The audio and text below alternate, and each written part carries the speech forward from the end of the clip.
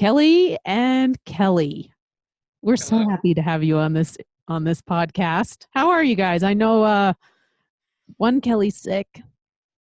Yeah, and you guys can feel free. People come up with all sorts of different nicknames like Kelly Dad, Kelly Mom, Kelly Boy, Kelly Girl. The other male, female. Kelly Male, Kelly, yeah.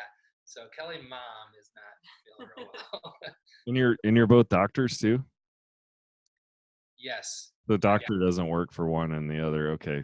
No, and there's No, exactly they're both Dr. Kelly Flanagan. You got it. That's awesome. What do your friends call you? Do you have you're still just Kelly, or they call you anything special? We have friends who call us by our middle initials. My middle initial is M and hers is S. They called you. Some of your high school and college friends call you Flanagan. Yep, and call her by her maiden name, Schimmel, sometimes. So, yeah. People come up with their own methods, and we just let them develop whatever method they need. It's our fault. We can't complain about what people need to do to fix it. You know? I always wanted to marry somebody named Sam. I just thought it would be interesting, So, You had the opportunity to do it. You really did. I did. Must have really loved each other to marry each other. Yeah. I mean, I was holding out for another Sam, but it didn't. Obviously, I ended up with this guy. I wanted Patty. I wanted a brunette, so. Yeah. Wait, that worked out good, right? I don't know. It is kind of funny though when you we were talking about this recently with when you paint a picture of like who your ideal mate is going to be, when you're young. I mean, you checked off 1 or 2 boxes, but out of the 10, and it turned out you were my ideal mate, and I didn't know what the hell I was talking about. So, right? I think we're trying to look for somebody that's like us instead of the opposite, and then we end up with something a little it's amazing less mean. At a young age. What do we know? Right? Yeah. Yeah. So tell us a little bit about how you guys met. I think college, right? Go for it. Graduate school? It was actually a graduate school. Okay. We showed up on the first day of orientation, and they introduced 2 Kellys.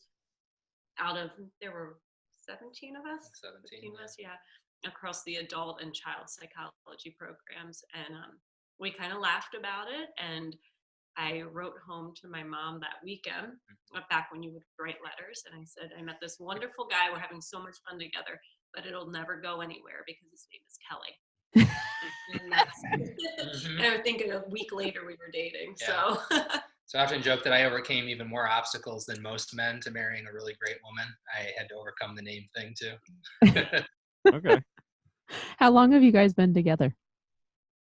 That was the fall of 1999. Mm-hmm. So we are coming up on our 20th anniversary of knowing each other, and Cool. our 18th wedding anniversary this year.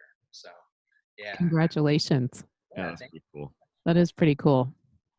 How about you guys? How long have you been together? 20. We're coming up on 23 23. years. Yeah. It feels like a day yesterday. Oh, Right. so sweet. Not. We haven't been married long enough. Right. There you go. Kelly just sent me a message this week while we were both at work, and he said, it's kind of amazing to think about we were only 7 years older than our eldest right now, and we were getting married. Right. And we thought we knew everything, and we've come a long way. Oh my God, you just freaked me out, because our son is actually 2 years older than I was when we got married. He's 3 years older, honey. Oh, 3 years older.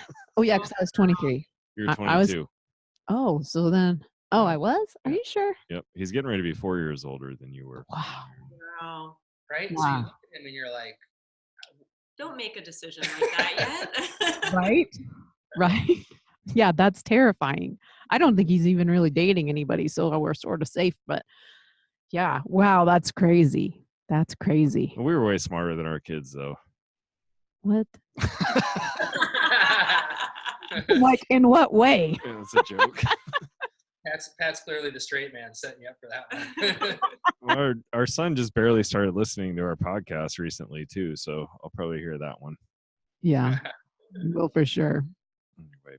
So you all have been together almost 20 years. And you do relationship. I don't know if you do any coaching, but I know you've done some retreats and that kind of thing. And When you do a lot of you're both therapists, right? You're both psychologists. So Yeah. So Kelly specialized more in the child clinical psychology side of things, and I specialize in the adult psychology with a focus specifically in my training on marriage and couples therapy. And so, so I guess a lot of the professional background we have with couples is through my work. A lot of the experiential background we share. So, but yeah. So we've held some marriage retreats together. mhm, yeah. so what's interesting about our relationship is that we had no clue what we were doing for 10 years, and we separated and almost got divorced. And then we started learning after that. So most of our experience is just in the last 10 to 13 years of being a better couple. yeah, But healthier, a little. have you ever had any like big time challenges in your relationship before you became relationship experts? If you can't, That. but we're going to go Right. we're going to go right in hard, because the thought is, when you're looking at people that are psychologists, you think, oh, they know it all, they must have the perfect relationship, it must be amazing. But that's not, now knowing, humans are just so complicated, right? So I can't wait to hear you get into this. Unless you decline to answer it, because we didn't get that sheet where you tell us what questions you want us to ask you, so you're stuck with the ones or we what come you up with. or what you don't want to answer.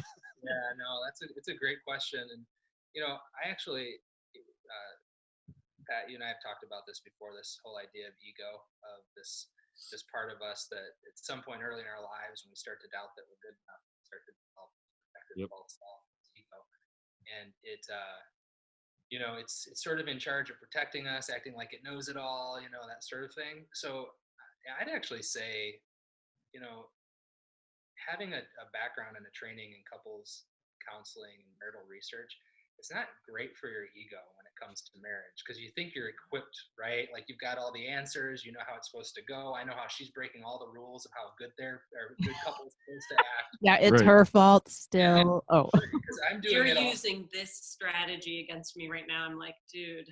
that doesn't actually solve, naming it doesn't always solve the problem. No. So I think in the years when I was trying to be a good marital therapist as a husband, our relationship probably got harder and harder. And once I started to try to be just a good person, things started to get a little bit better. Starting to relinquish that ego a little bit. And So in the relationship, you were sort of trying to play the therapist at the same time as being in it. I Is think that what you mean? I think sort of, and even more broadly, just the way that knowledge base and all that expertise just fed my ego in general to give me sort of this idea that I knew what I was talking about, that there wasn't a whole lot of room for humility in that, not a whole lot of room for vulnerability, not a whole lot of room for apology, and so I think generally as a person stopped relying so much on my expertise, Right. that created some space for better things to happen in the relationship. I don't know, that was probably 10 years ago ish that shift started to happen significantly for me. So, I don't know. I would say, to answer your question about the difficult times, I as we look back, and we do this pretty much yearly, and we look back and say, okay, where have we come from, and how's our story moving now? And I think we've, with different shedding of parts of our ego and different shifts in our own lives, our relationship has gotten stronger. Mm-hmm. But every one of those instances was a difficult time that then led to growth. And so we can actually look back and identify when our focus was on the wrong thing, or we were being driven by our ego. And then there's these big transition points for us, and sort of a shift. Yeah. And we can say, okay, now we're stronger because we got through that. Yep. Yep. Yeah. And Yeah. I love how you said that. And it's actually fairly inspirational to anybody who's sitting in their marriage and having a difficult time, that that is when your biggest growth and your biggest changes happen that then make the marriage better. So I'm glad that you said that in that way. That was sort of like an aha, like, oh yeah, the hard parts are where the good parts come out of. Yep. And oftentimes it's year 10, it sounds like. Year 10 is, yeah. I mean, I've read a lot of statistics and done a bunch of research about, long-term relationships. And the 7-year itch is like when it starts, but then it seems like things start to blow up in year 10 on average, if they don't deteriorate before that, after you're madly in love ends. So anyway, it's interesting. You can fake it through 10 years, but after that, it takes a little effort. Yeah, it's like, okay, I'm not going to fake it anymore. This is miserable. We better just get better at this eventually. Yeah, So- the misery forces change. I really like your analogy when you talk about unworthiness and basically how we start building the wall, and then our ego arrows. Mhm. Thank you. And anyway, would you share that with? I know we did it on the last podcast, but I don't know how many people are going to listen to that one since Pat Hyben was in charge. Well, whatever. I don't even think that you guys don't really release that to the world. That's more Yeah. private, isn't it? Yeah, sort of. But will you tell us about that again, and then kind of how that journey, because what's interesting about the whole unworthiness thing is that it just manifests itself over and over and over again all the way throughout your life. And even then when you got it figured out and you've taken it out and you've put in a name on it, and you're like, okay, that's where that's coming from, and you have a couple of high five days where you go to bed, put your head on the pillow, high five yourself. I think I'm moving. I'm making putting great strides. putting this in the rearview mirror, and then next thing you know, you're like, son of a bitch. Yeah, wow. I was just a total asshole, and I know where that comes from. Yeah. Well, I said to you just last night that it's like, I don't know why, for some reason right now I'm feeling vulnerable. Like I could make one mistake and it'd be the worst thing in the world. Like there's all this sort of insecurity and vulnerability. I don't have any idea where it's coming from at this point, but yeah, it visits us, right? And if you feel like you have to protect it rather than confess it, then it does great damage. So yeah, I mean, yeah, I think what we were talking about with Pat, and I think this is where you and I really clicked with other Pat. This is where you and I clicked, Patrick, was this idea that we are each of us responsible for dealing with our own sense of unworthiness, our sense of shame. We're constantly foisting it out on our partners. Then we're not really. It's an inside job, and we're not being very fair by doing that. And I think the metaphor that I shared kind of arises out of this awareness I have that we come into the world with a true self.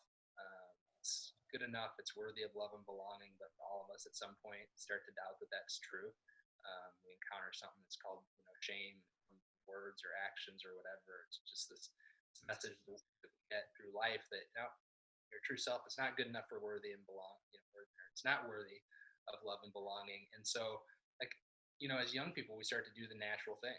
We say, okay, if my true self isn't worthy of love and belonging, I'm going to build a self that is, a false self, right? And this false self is in charge of protecting me from being shamed again. It's in charge of going out into the world and earning me love and belonging. And as a therapist, I have the job of having to come up with metaphors, right, to help articulate really complicated inner kind of realities for people. And so over the years, the metaphor that has consistently borne the most fruit for myself and for my clients is this metaphor for the false self or the ego of an ego castle. And the idea is that generally we tend to assemble our ego castle in a pretty standard order. There's 3 parts to it. There's the first part that we start to assemble are the ego walls. And these are the ways that we sort of hide our true self away behind certain things. This usually starts like 3rd, 4th, 5th grade. This is when you see kids, they start to transition from not caring what they wear to school to wanting to wear name brands and sit at the cool kids table and get their hair just right before they leave the house. Like they're putting on their ego walls. They're sort of putting away their uniqueness and seeking to blend in or have an image that will be accepted. And that's normal. Like every kid does it around 3rd, 4th, 5th grade. sometimes earlier if there's been really shameful experiences in their lives. And then at some point, usually around middle school or high school, and this is where you talked about ego arrows, but at some point, kids tend to add ego cannons to their ego walls, and these are the more aggressive ways that we have of keeping people at bay. Like sort of like the best defense is a good offense. I'm going to hurt you before you can hurt me. This is where you see teenagers start to get more aggressive and angry, and they think everything you say is stupid. That's part of their ego cannons. And as you joked earlier, my lovely wife likes to point out that the cannons are a very masculine metaphor, but that women are just as likely to have archers on their ego walls, precision strikes that cut close to the bone. Yeah. Right? The mean girls who can say just with a few words on Facebook or not Facebook anymore for young people, Instagram or Snapchat or whatever, can really like eviscerate you, right? Can really put you in your place. And again, that's normal. Starts happening around middle school, high school, and then at some point, usually hopefully in early adulthood, you establish what's called an ego throne. You have some place in the world where you sort of arrived and you feel like you've proven yourself, and you feel like, hey, I secretly inside, I still feel not good enough, but I've sort of proven to the world that I am, right? Possessions, power, prestige, respect, accolades, those sorts of things sort of feed the ego throne. And you can establish a throne as a parent, raising super successful kids can be your ego throne. Having a successful career. I mean, any place where you feel like you've sort of arrived and you've proven your worth. And so much of relationship is about actually learning how to not operate from within that ego castle, but lowering the drawbridge of the castle, stepping out with your true self, actually engaging vulnerably from your true self, which is a risky proposition, right? Because you're not just walking out with your true self, you're also walking out with all the shame you picked up along the way. Right. You're risking feeling not good enough once again. But if two people can really commit to living their lives with the drawbridge down and connecting as vulnerably as they can without ego, then exciting things can happen. And you pointed out, like Sam, you said, you go through seasons where you are learning how to lower that drawbridge all over again and step out. And those are hard, painful seasons, risky seasons. But when the two of you are doing that together, it also bears a lot of fruit. So there's the metaphor as quickly as I can say it. I hope I didn't go too fast. Nice. Well, so and That was good. It's interesting because I'm kind of learning some stuff now where and there's three basic things that we can like attribute our shit to. One of them is need for approval, which is a lot of what you're talking about. The other one's a need for control, whether being in control or being afraid of not having control, you know what I mean, or out of control. And then the need for safety. So usually everything. I feel like a really cool mix of all that shit. Right. Exactly. But anyway, it usually you can, if you dig deep, you'll find one of those things kind of like fighting to your drive. For my own sake, can you say those again? They were need approval. need for approval, which is, I think everybody has that to some degree, which is part of the whole ego wall, the ego throne. And then a need for control. Mm-hmm. And that's both. That goes both ways, because there's somebody we were talking about the other day, and she's like, "Oh, that person's not a controlling person at all." And I'm like, I think where they're controlling is they have this really deep desire to maintain being in control all the time Of themselves. Yeah. not necessarily of everybody else.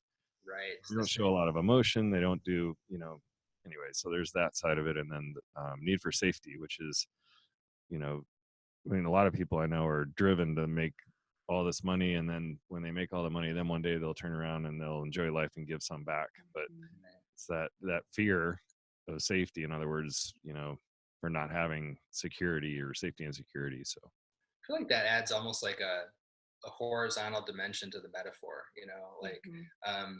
instead of just asking yourself, which part of my ego am I operating from right now? Walls, cannons, or thrones.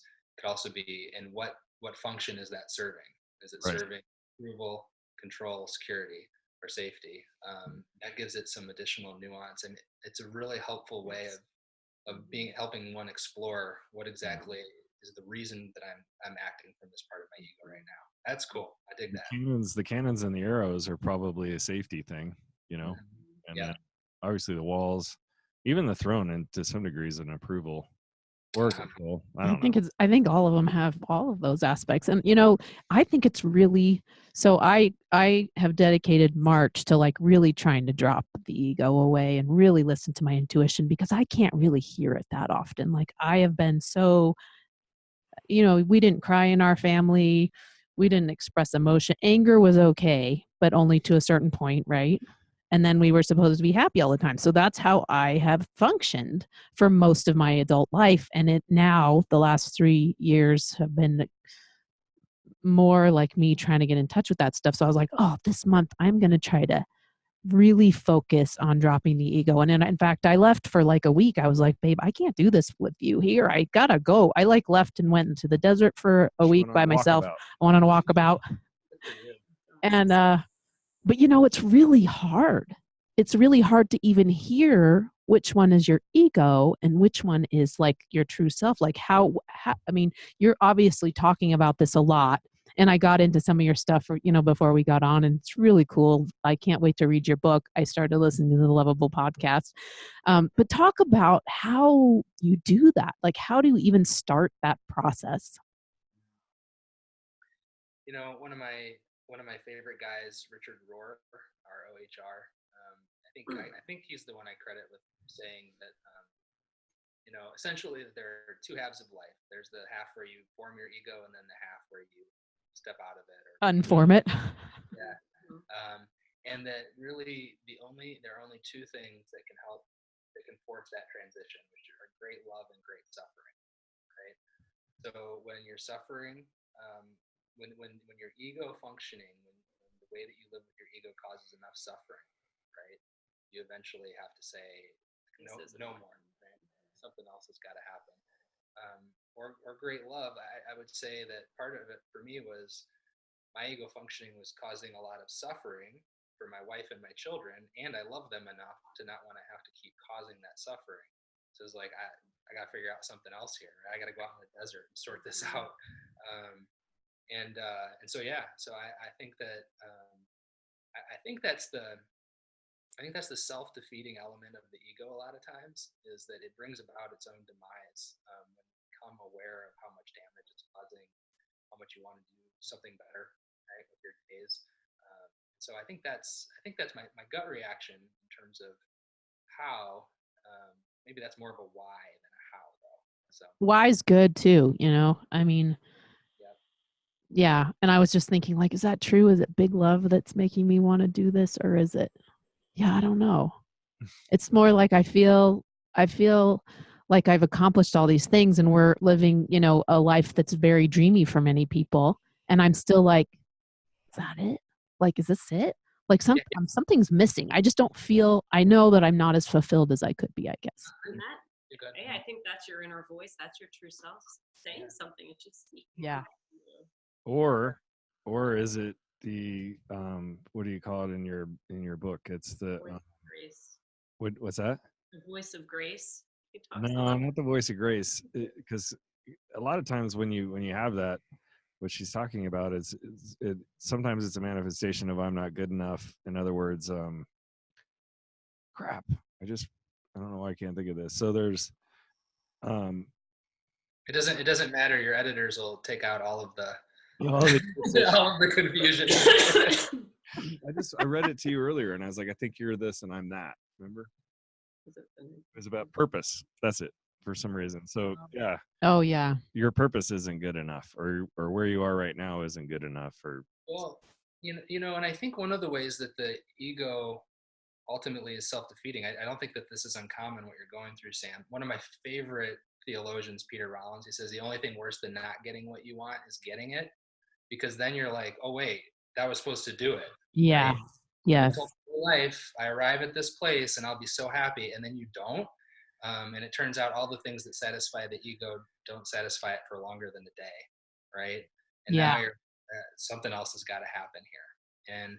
And I do think a big part of the how is that we do have to create desert experiences for ourselves, places where we can actually begin to methodically and intentionally and consistently observe the ego at work.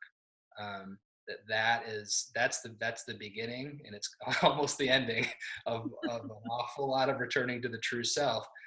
Because what you realize experientially as it starts to happen is that if I'm observing my false self, well, the only I that can be observing my false self is my true self. So in the moment where I observe that false self operating, I am immediately inhabiting my true self and getting to know myself better. And that can become a powerful kind of acceleration of our return to the true self. You know what I love about this podcast so far? I mean, other than everything, is that, we're here to talk about relationships, but what we're really talking about is each one of us and ourselves. Do you guys want to talk about that? It's chapter 1. I know it's chapter 1, but I want them to talk about it. There's their chapter 1 too. It's your chapter 1 too. Well, so there you go. Well, I want you guys to talk about how that's, we talk about that in our relationship, but I would love to know when you guys, maybe you guys started that at the very beginning and you knew that your relationship is really about yourself, and then bringing that, I don't want to taint what you're going to say, but talk about you guys as individuals and that, how that plays into your relationship. And Take that one first. Well, I would say, being a psychologist, again, it can be helpful and a hindrance. So I think we've always been self-reflective, maybe not always insightful, but self-reflective. And that does lend itself for us to be aware that we need to grow. We have our issues. We got into this because of that, right? And so I think we kind of have known that part of it. But the reliance, I think, in terms of relationship, is the reliance on the other to help fix that. And that's where you go wrong. yes, Massively in a relationship. And so as we let go of that reliance on each other and just realize it is an individual process that we're both going through, we'll support each other. We've been lucky, I think, that our paths have at least been alongside each other. Like, we haven't had major bits of growth where one of us couldn't understand what the other was going through, even though we were having our individual processes. And that doesn't always happen in a relationship. And that's been helpful, that we've been able to talk about it. So as Kelly started going on retreats, I started saying, I need to have some contemplation time too, and so that was happening, even though it was our own individual processes. And then we could come together and we shared books that we read together. We talked about going to therapy, with each other, and what that was like, and what we were learning about ourselves, and the things that we had to grow in. And that made it probably a safer place, that when our egos, reared their heads, where we felt comfortable, more safe maybe, to say, hey, I can observe this in myself right now. So there was, I don't know, when was it? It was the end of last summer? Middle? We had a really big, a couple of weeks where we were not talking. It was and I forget, I even forget what the pick big your month, thing was. I'm not sure. It was a big one for us, and I forget what it came down to for me. Like, I remember my process of it was, if you tell me what you were doing wrong, I'll be able to remember this. oh my God, you sound like Patty. Right? But I don't think I talked to him for a good week. I was so upset with him, and we went out on a walk because we just need to be together. Remember this? Yeah, do you remember that? That was almost 2 years ago. Was it really? It's very fresh in my mind. It was a big one. Was it really? Yeah, it was almost exactly 2 years ago. Okay, so we walked around the neighborhood, and it took us, we probably walked a mile before I was able to talk. But so my anger and my protection of myself, and the walls I built up during that time, it was definitely firing at him. We're on this walk, and I just allowed myself to feel, and it wasn't a whole desert retreat, but it was a walkabout. And I finally just allowed myself to feel that vulnerability that was actually underneath all of that. And it was that I'm terrified of people leaving me, right? I absolutely think I am too much for people, and that's why they leave, right? And so I was able to say that to him, like, sometimes I feel like Keith and I are too much for you, you know, and then he could address that, Yeah. you know, but it took, I mean, that took a week, and we've been at this Which, at that point 16 years, right? yeah, And Yeah. it was inconceivable for me that day because the farthest thing from my mind was leaving. You know, like I definitely wanted to like lock myself in my office sometimes at that point, but like not actually leave the house, let alone the life, you know. And so yeah, so I that was one of those where I definitely, you know, needed all to the hear shrink them. tricks in the world weren't going to help me guess at what was going on. Like I needed your courage to be vulnerable about that and share that. So, but I would echo what you were saying just about the willingness for there to be a mutuality of taking personal responsibility. You know, when I think for me like growth accelerated in the relationship when it finally dawned on me, and I think this was way after. I think you've always been one willing to take personal responsibility, but when it finally dawned on me that that was true about you, that like I didn't need to hold you accountable That's to your own true. growth because you were somebody who wanted to work on herself, and I could just trust that you were going to be doing that while I did my work, and we could come back together and compare notes. Yeah. Instead of labeling and trying to tell me what I was doing or what my issue might be, he could say, you know, I know you actually are aware, and I'd say, yeah, I got this. I know this about myself, and I'm really trying. So. And I think what you said too, I think a lot of couples will resonate with that, which is that, you know, when there's a mutuality and it's happening, it is hard in a relationship when one spouse sort of in their growth, which is more like regressing back to the true self rather, you know, it's returning to who you are. When one person gets so far ahead in that process, and ahead probably isn't even a fair way to say it because it passes judgment, but so far into that process that they start to develop a different language and a different experience altogether, that can be hard for a couple to bridge that gap. So if there can be sort of a mutuality and commitment of going forward on parallel paths together, that can be pretty powerful. Just trying to understand each other's process. Yeah, right.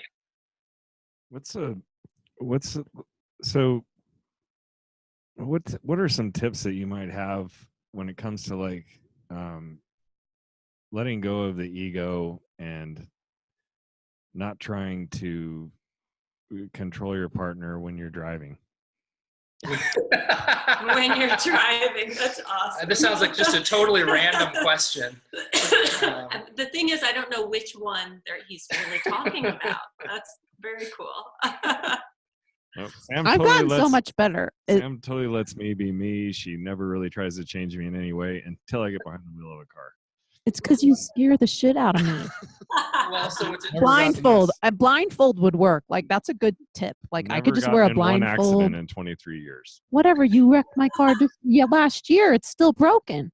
You backed into a pole. Whatever, that's still a wreck. So what's interesting about that, and you know, you see like there's all sorts of road rage, right? People are like, why is everybody so angry on the road? Because at some level, like we're animals that are aware we're driving 80 miles an hour and it's really dangerous. Yeah. All the time, and so we're protective. And so I think of Pat, your three things that you mentioned, security or safety being one of them. You know, like it makes sense that when you're driving, yeah, it's totally control. all of that is probably more intense than usual. And so maybe the shift is to talk about the sense of vulnerability, the sense of fear, the sense of, rather than talking about particular driving decisions, right? You know, and then like so say Pat, you're behind the wheel, and Sam, you're critiquing his driving. So Sam, you start out with the vulnerability, say talking about kind of like you're scaring the shit out of me because you're texting and driving. Can't I just help you? That's how it kind of goes. Yeah, or you could even without the you part just say I'm scared right now. That'll help not trigger his ego.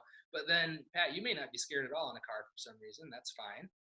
But you can certainly be working to identify within yourself other situations where you've been scared for your physical safety, using that as a grounds for empathy rather than sort of defense. And as soon as you start to empathize with her fear, you are operating from your true self. The false self can't empathize. It's impossible.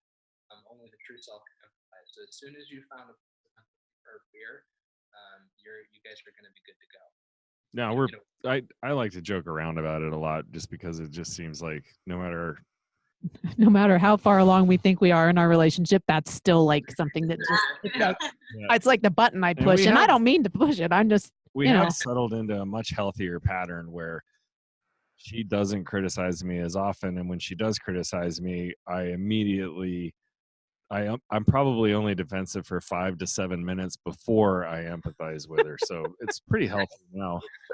Pretty small window. That's actually very impressive. You're almost a Jedi. totally. Well, in confronting in hot situations, you know, when the egos are stirred up because you feel unsafe anyways, doesn't help.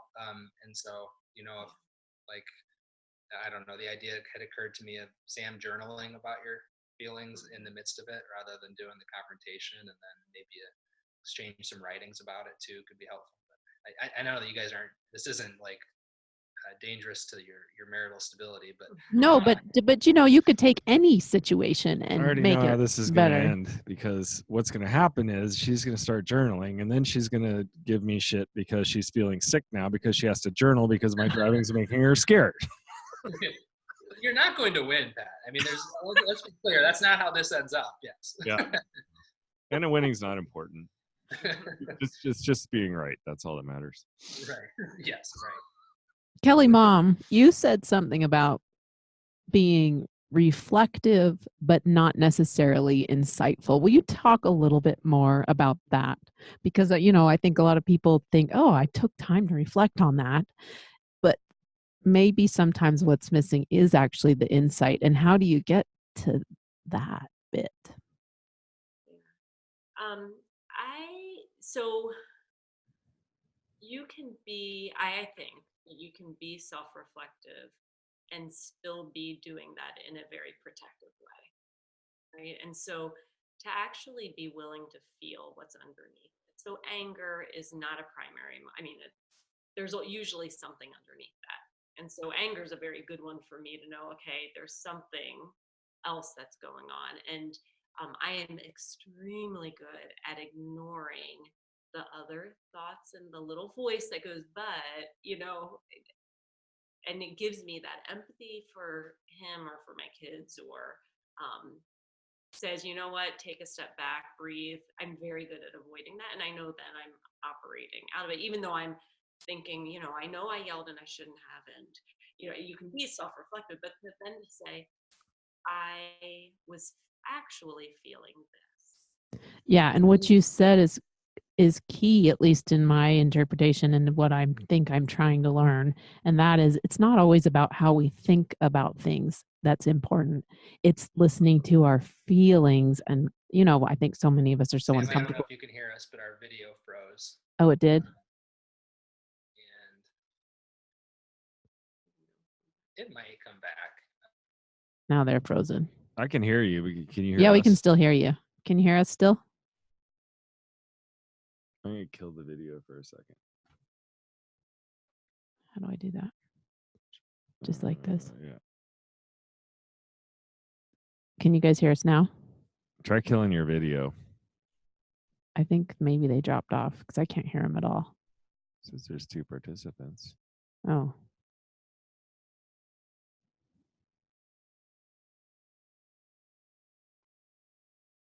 I wonder if you should drop out and then come back in.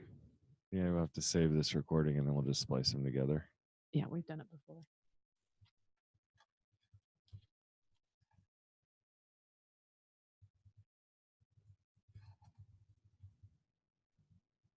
No, they're coming back in anyway.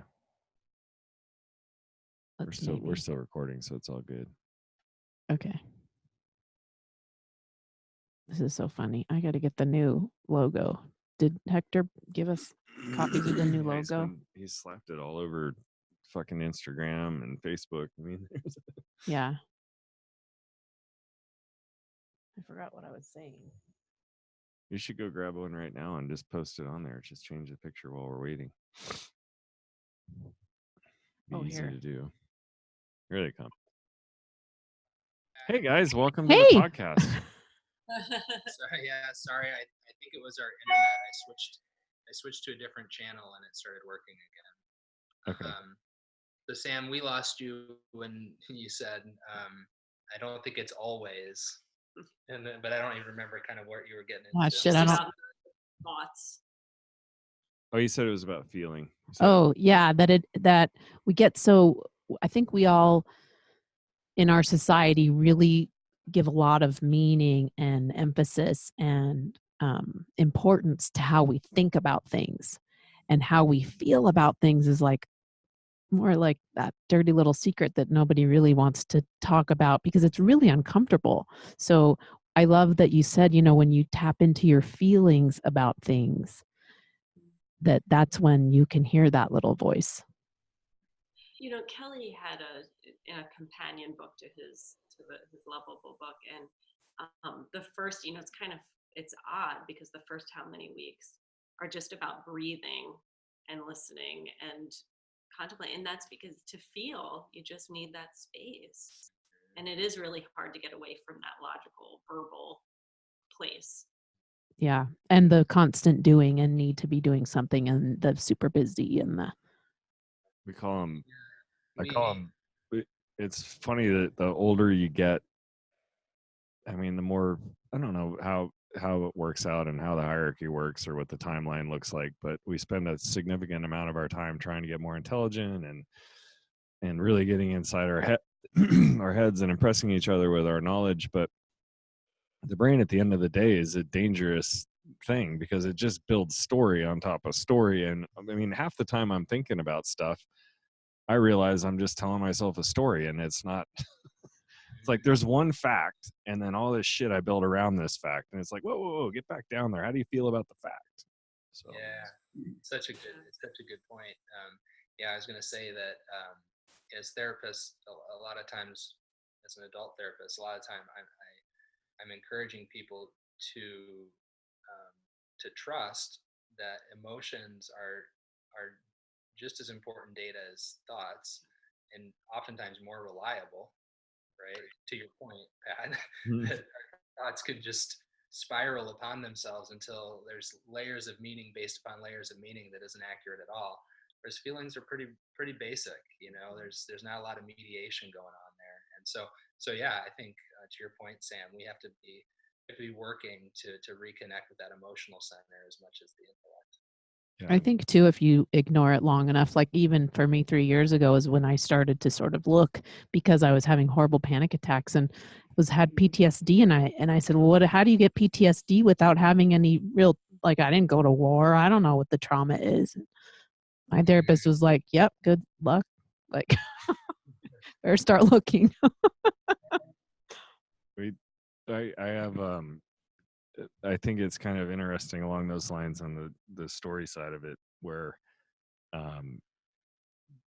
well, for example, to what your point of what you just said, Sam can express disappointment that I didn't pick up my laundry, and then I'll get defensive and blah blah blah. Well, I mean, it would get diffused so fast if I just said, I'm feeling like you think I'm not good enough right now and you may leave me. And really all she wanted me to do was just help out with the laundry. But because I felt that way, got defensive, and then brought up some shit that she did wrong or whatever. I mean, it's so common in couples. I mean, we still do it. No, we don't. Yeah. We're perfect. Okay. Only in the car. But yeah, like what you're getting at is that if we remember that the ego was built in order to protect our shame, Mm-hmm. then you're totally subverting the ego if you just name your shame. Yeah. Right. I don't do good enough for you right now. There's no need for the ego now. You've decided to not use it to protect yourself, and it's a game changer. But it takes work on our own part to be aware of what that underlying shame is, to be able to notice it in the moment, and then to be able to express it in the moment. Like we're 20 and 23 years into figuring out how to do that, right? Yeah. Yeah, it feels complicated. So It feels like hard work to just stop and listen to yourself. Mm-hmm. Yep. So we've done the work, right? I mean, I think that it puts us a little bit more in the minority. Well, look at the divorce rate. We're in the minority, but how Kelly working with kids, difficult is that? And then having your own kids where you're like, they got to kind of find their own way. We've done this work. We understand. We've learned so much, and we just want to pass that knowledge on to them and give them so many shortcuts. And it just doesn't work that way. But how is that for you all when it comes to that kind of situation? It's way harder with your own kids than with my clients. I'll tell you that. You know, I think for our kids, they're going to be, and it's interesting to watch the egos build and their specific defenses crop up, and they're each unique in that too, right? It's very interesting, but we've speaking of here they which, are. no, just one of them. Hey, Aiden, Oh, do you want to come say hi real quick? So what? To say hi to Pat and Sam on a podcast real quickly? Oh, yeah. And then maybe you could just head on downstairs just for a few minutes. unless you want to describe your ego. Yeah, do you want to describe your ego? No. Oh, come on, talk about your ego castle. We've about your ego castle. Hi, Aiden, will you Aiden. answer one question for me, bud? Okay. What's it like having two shrinks for parents? It's odd. Yeah. Very interesting. I think it's in the book, but Dad's like, one time when he was telling me how to deal with a bully, he was like, he gave me this psychological answer, and I was just like, he's a fourth grader, Dad. He's not gonna know what you mean by that. But, Yeah. There was a time too, I think Aiden was 4 or 5, and we were trying to process his, you know, I don't know, whatever tantrum he was having, and he said, I'm tired of emotions, I don't want to talk about them anymore. And he like It's a very emotional response. Welcome. Thanks for giving your gentle response. No problem. Appreciate it. That's So- a cool kid. Oh, did you guys finish that answer? You were asking about that? So there is going to be, neither one of us thinks that it's healthy to not develop an ego. And that's the thing, there is protection. I mean, the world, our kids are going to be faced with all sorts of stuff, even if it is at home. Mhm. Even if we somehow did not inflict any shame upon them, which is not possible. You know, they would definitely face it outside. And so they will develop that. And I think my goal, I think you'd agree, is that we would like them to have some awareness always and be in touch with who they truly are. And I think that's what we can do as parents. And what I try to do as a therapist is help kids be self-aware, to see the beauty and goodness in them before it's, you know, covered by all the shame that is going to be heaped upon them. And that's really, I think, Yeah. what it is. I- It's keeping in touch with that worthiness. That's what I try to remember, is that you know, that having a true self isn't about building something, it's about remembering something. Mhm. You know, remembering who you were before you had to build all the protections. And so as parents, one of the things we can do is, number one, we can don't shame them more for having an ego, right? Because then they'll need more ego. Like, normalize that, it's normal. And also, hey, this is who I remember you are underneath all that, and keep that memory alive, so that when they're ready to do that second half of life project, they don't have quite as far to go as we did. Yeah, they don't have to unravel quite as much Exactly. of the weaving that we've done. Honestly, there isn't really any room for any of this shit if you can get back to that sense of just childlike fascination. You know what I mean? That's one of the coolest things to witness ever, and it's cool when you catch yourself in that moment. You know what I mean? Yeah, I think if you have, as an adult, if you can just reconnect with that part of you one time, I think of it as sort of like a North Star now. It's like, oh, it exists and it can orient me. I want to head back in the direction of that. And I recognize that most of the time my ego stands between me and that. And so that's where I'm headed, though, over and over and over again, year after year, right? Yeah. And we fill our brains with so much clutter. Like you mentioned road rage earlier, and I don't think I've ever gotten road rage, but I do tend to get super annoyed when I'm driving sometimes. And when I'm doing it by myself, it's easier because there isn't as much criticism. I catch myself doing it. I'm like, okay, you know what? that guy's probably not paying attention either. Why don't you just look around and see if you can see something you've never seen before? And it totally grounds me. And then I, you know, I don't know. I don't know what you call that, but Distracted driving. I'm not looking at my Can't phone. help myself. Yeah, no, I think it's I think it's a way that you're subverting the ego response, right? You're like, okay, you just did it. Empathy. Maybe he's got a lot going on too. Yeah. Find something better to do right now. I think that's huge. I do. Yeah. And it's, I don't know, it's just like grounding yourself back in the present, right? Because if you're pissed at somebody, you're focusing on the past. So Mhm. Kelly, you said that you went through. I apologize, by the way. Our kids never get home until 3, and they rolled in earlier. It's today. all good. that's all right. It's all good. It's the universe. That's just the way it goes. Exactly. It's okay. You guys can go in the basement. And they saw, so I can go come in the front door. Oh, you got friends with them today. Who knew? Awesome. Mhm. Kelly, you said that you didn't speak to Kelly for a week. And, you hear there's so many people who are like, oh, don't go to bed mad. And, there's so many of these things that people say that you're supposed to do or not do, and all these weird rules and tips and tricks and shit. Talk about that a little bit, because I'm I need to take a time out. I have to put myself in time out, and I will go do whatever I need to do to get my head back together, my feelings, so I'm not, throwing up bullshit on Pat. Talk about that, and whether that's healthy, not healthy. I mean, you guys would be the ones who would know.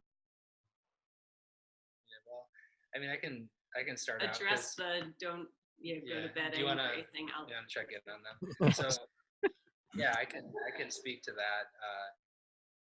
The idea of not going to bed angry actually arises out of a biblical proverb that says, "Don't let the sun go down on your anger." And I work with a lot of people of faith, and I try to point out to them it probably was not meant to be taken literally, because that would mean, in the Midwest at least, that in the summertime you could be angry till 9 o'clock at night, but you'd have to be done with your anger by 4:30 in the afternoon. Yeah, or what about the people up in Alaska who are like, well, the sun didn't even actually come up today, or it didn't actually ever go down. Exactly. So I think it's interpreted as one of the worst pieces of advice ever. And a lot of times couples interpret it as don't let the sun go down on your conflict, meaning you've got to sort of fight it out before you go to bed. And like tired people fighting is never good. No. So yeah, I think it's important to give ourselves a break. One thing I can tell you, just sort of practically speaking, is that typically in a couple, there's one partner who wants to take breaks, and there's the other one who wants to talk it out, right? There's the pursuer, the distancer. And so when the distancer wants to take a break, if you can establish some sort of, hey, we're going to get back together and talk about it at this time. I'm not avoiding it. Yeah, I'm not avoiding it. I'm going to think about it. I'm going to do my own work, and then we're going to get back together. Then the pursuer feels a little bit more calm, letting that distance happen. Okay, I can count on Tuesday night. We're going to get together and talk about this. I don't think we were planful about the week. No. And I would say I'm glad to hear it was 2 years ago that was, because I mean the last couple times when we've had to work something out, I've been able to say, I am trying to deal with this. We will talk about this, right? And haven't taken it out as it didn't go that long. Yeah. We had a Rabbi Shlomo Slotkin on, and his wife, I can't remember her name. Ribka. Yeah, Rivka. But they call it the tortoise and the hailstorm. They say every relationship has The hailstorm, which is the pursuer, and the Right. turtle, Right. which is the retreat. That's right. Well, and the interesting thing is, in terms of empathy, there's biofeedback studies that show that both people, even though they do opposite things, are actually feeling the same thing. They're both feeling aroused, and so they're trying to soothe their arousal. It's just that they have different ways of doing it. The distancer wants to soothe it by getting away, and the pursuer wants to soothe it by solving it. And so that can be a point of empathy too, to say, well, we're both aroused. How are we going to sort out a way to calm ourselves down here? And typically it's typically that the woman would be the pursuer Tradition. traditionally, but it's In our relationship, it's It opposite. doesn't sound like in yours So- either. It's opposite for us too. She's a compartmentalizer. She can just move it to the back of her head and carry on with her day. And I'm like, this is bullshit. I can't get anything done. I got to get this resolved. My God, I could do it for years. I'd never even have to get it out. Of course, I pay the price for that. But you So- also do see couples though who do about face completely turn away from each other and then never come back to address the issue. And that's what I would consider to be. That's where the damage would start to happen if you never came back and said, "Gosh, this is what happened then," and like let's figure out what We just a lot of times we'll just have sex and then we can forgot what we were even pissed about. Just to harness that arousal. arousal you're talking Harness about. the arousal. If any couple is listening and that works for you, just use that. Yes. Just do That's it. a great idea. Yeah, exactly. I will say that our quiet week ended, I think, because I was basically like, I can't do this. I can't wait any longer. I can't handle this anymore. It's causing too much arousal to not get some solution here. Thus the walk. Right. Awesome. Is there any other things that you guys want to talk about that you think are critical in long-term relationships that we haven't really touched on? I mean, there's a ton of stuff, but like big things. If you were going to name the top 3 things that you guys feel like you've learned in your relationship, and have we talked about those top 3 things, or are there other things that we haven't spoken about yet that that you guys would bring up? That's kind of one of my favorite things that I'm so glad Kelly, you learned this, and the research is with it too, but from a client that you were working with, a couple that he was working with, and we started scheduling. At first it was quarterly, and then we moved to twice a year, but retreats together. And we would just have a nice date first, and because that worked for us, and we could have the nice time. And it was overnight and away from the kids. And then we spent the day and we went through logistical stuff, but then also what are our goals? We would have the problem areas, the goals we had. And the thing, couple has to do exactly that. The point was that it was intentional, Mm-hmm. talking about where we were in our relationship, where we were in our parenting together, and neither one of us felt like we had to be bringing it up every day, because we knew we had this space Plan. and this commitment to actually focusing on it. So it can be done in all sorts of ways, but it's that intentionality that we're committed to this together, and we will meet around it. Well, and I think that you named the most beneficial part of that was like, if I would, we weren't trying then to talk about something really complicated on a Wednesday night when a kid needed to go to soccer and another kid was throwing up. It was like, okay, put this on the list. And it'd be funny because we were using a shared app. So every once in a while you'd go to put something on the list and you'd see 3 other things that have been added by the other person, and you're like, oh, we're gonna talk about that, right? And so I just think, like taking the pressure off of having to solve it while you're in the trenches, and then getting some space, getting away, remembering for a night you actually enjoy each other, for the most part when you're on your own. And it also feels like it helps you feel like you're not alone in your experience of it. Because this thing you've created together it's not easy, and you sometimes can feel alone, even when you're with someone. And so Yeah, it is. absolutely. Yeah, I'll go with that. You go with that I'll one? go with that Okay. one. Yeah. What else are you working on right now? I know you have some couples retreats coming up. But if people want to like learn more, find out more, I mean, are you working on another book? Work with you. Yeah, thanks for asking. So let's see. I am working on another book right now. Just got it under contract a couple months ago. And Lovable has a ton of applications to couples and to marriage. There's a whole part of it about belonging and cultivating that. Right. But this one's even more explicitly for couples. It's about the idea of companionship, and how marriage is one form of companionship, but it's really an exploration of companionship in general and how to cultivate that, how how to grow strong, grow humble, and grow old together is sort of the premise. And yeah, so that's going to be a while coming out though. I'm working on that right now. And then Kelly and I are hosting a retreat. We're calling it a lovable retreat weekend in outside of Park City, Utah, in October 11th and 13th, through the 13th. And it is, I think it'll break down about half and half, couples and individuals who are coming. And in this sort of in the spirit of what we've been talking about here, that all couple work is also individual work. It's going to be a space where couples can come. But make no mistake, they'll be doing a lot of individual sort of exploration in the process. So we're super excited about that. I think I said it's October 11th and 13th. I should have the URL for you right now, but maybe I can give it to you. There's a link to it on your website, but it says it's in April when you first click on it. But then when you click on it, then it tells you it's in October, I think. Yeah. That was a week ago or so or more when I clicked on it last. But I think what happened there is you got the cached version of the website at first, and when you clicked on it, it took the updated version. Long story, but we did decide to reschedule it to October because our oldest was cast as the lead in his high school musical the weekend that we were a lead. Yeah, you should. One of the two, right? No, there's like a handful of leads. Sorry. I don't know. So sort of a big deal. A big. So we picked a different weekend, actually at a time in Utah when it's going to be gorgeous there. Yeah. The weekend. We live in Utah. I'm from Park City. Oh. Okay, so it's in. So I know Peoa very well. But I grew up. My grandparents had a ranch in Oakley, which is very close. Yep. Oh, perfect. Okay.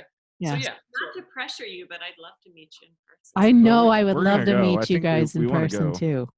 That would We be should try to awesome. do it. We have our couples thing in October too. Yeah, but I think it's at the end though, right? Nope, ours ends on the 5th, so we'll. Oh yeah, you're right. Because it starts in September. So we're going to Spain. In case you guys want to come on that. That sounds lovely. Warm up for your retreat. Yeah. So what's interesting too on that note is we're kind of feeling our way. We've done 3 or 4 couples trips, and they've been largely based on shared experience. And then we've done some connecting activities, but we're not great at those. Those are the ones where I'm kind of looking forward to learn maybe from you guys. We have this lady coming in Spain who's she's pretty wild. She's awesome, but she's awesome. She's going to teach us some connecting things. But she's more a sex. I don't know if she does sex therapy, but she's into tantra and all kinds of sexual connection. And she's like 71. She looks like she's 40, and she talks about sex magic and she's going to be great. I suspect our weekend would be a good compliment to you. Yeah. Yes. Exactly. Get it all. Right. Anyway.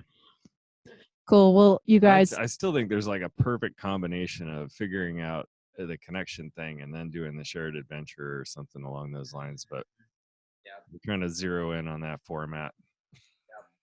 Yeah. Absolutely. That sounds right. All right. Anything else? I guess when you said the top 3, the only thing that popped into my head was that, I think part of what the genesis of Lovable was the idea that not only that we put the responsibility for healing our shame on our spouses, but we also tend to think of marriage as the sort of the be all and end all of our being, the whole purpose in life, and that instead, I think that puts too much pressure on marriage. I think we're here to do other things besides being married as well. Right. Like help people the way that the two of you are helping with this podcast. And so I always encourage couples to think about too, not just fixing their marriage, but thinking about what they want to do in the world, how they can support each other in doing that, whether it's together or just kind of supporting each other's individual passions. I think there's more than just learning how to be together. There's also learning how to support each other in our relationship. So that's the other thing that came to mind, but we can talk about that in a different episode. No, we we agree 100%. We talk. We call it biggest fan on our side. But Exactly. Right. Yeah. That's it. Yep. Biggest fan. That's my top 3. There you go. there you go. Perfect. Nice.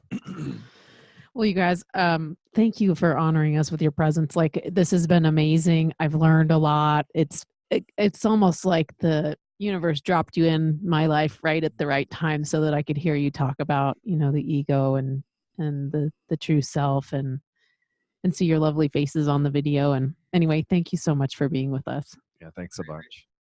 We're grateful for you too and the work you're doing. And I hope that our paths cross at some point in person. That'd be awesome. Oh, they will. They will. Oh, for sure they will.